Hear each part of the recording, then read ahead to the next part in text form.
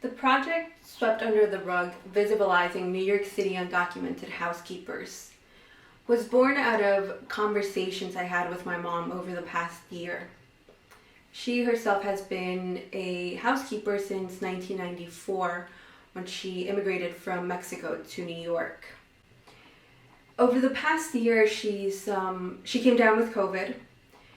During the time that New York City went into lockdown, she started receiving messages, some calls, letting her know that she would need to hold off on going into people's apartments, homes, until further notice because of the pandemic.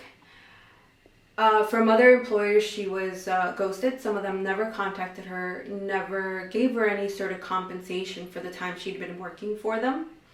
During so many of these conversations, there was a lot of anger that came through. There was a feeling of not being valued by these employers. And throughout the conversations with many of the other participants, that same anger, that same sadness, and also that notion that they were unworthy constantly kept coming up because, as they mentioned, so many of these clients would tell them day in and out, you're like family, you're a part of us.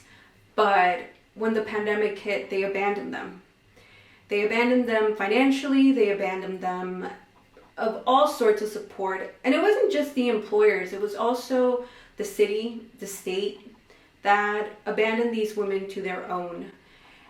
They had the support of many of their community members, and so it was with the support of their community that they were able to get through over the past year. So a few months ago, Maru invited me to collaborate in the visual part of this project. And I was really excited to participate in it because I knew that this was a really personal project for her.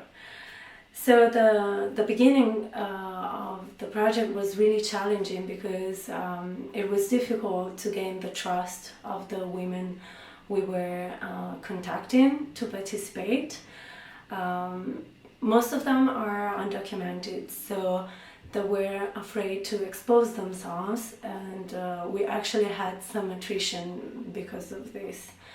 For the portraits that accompany the testimonies, our aim was to show where these women are at this point of the pandemic. As Maru said, some of them are creating new opportunities for themselves, while others are still recovering from the changes and the losses the pandemic brought. Silvia, es que tú eres de la familia, te queremos como de la familia.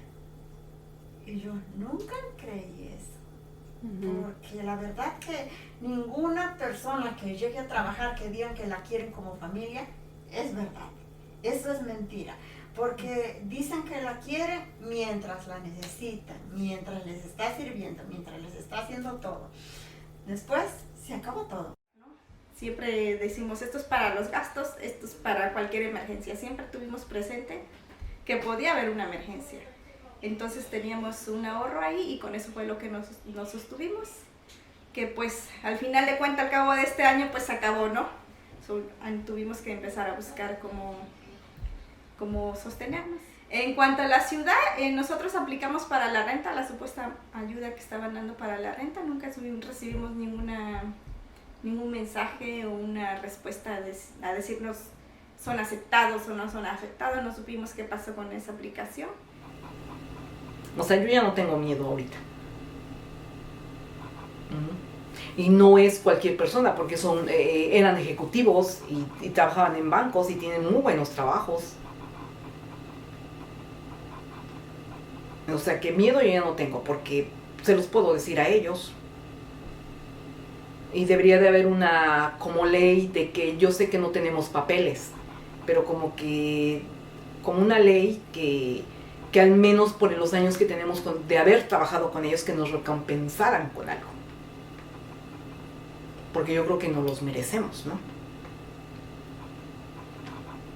Porque si nos han tenido tantos años trabajando en sus casas es porque por algo nos tenían trabajando, porque si no ni un mes hubiéramos tardado en sus casas. Thank you to all the participants, and also thank you to the NYU Migration Network for making this project possible. Gracias a María, Doris, Yogi, Norma, Silvia y Guadalupe. Gracias.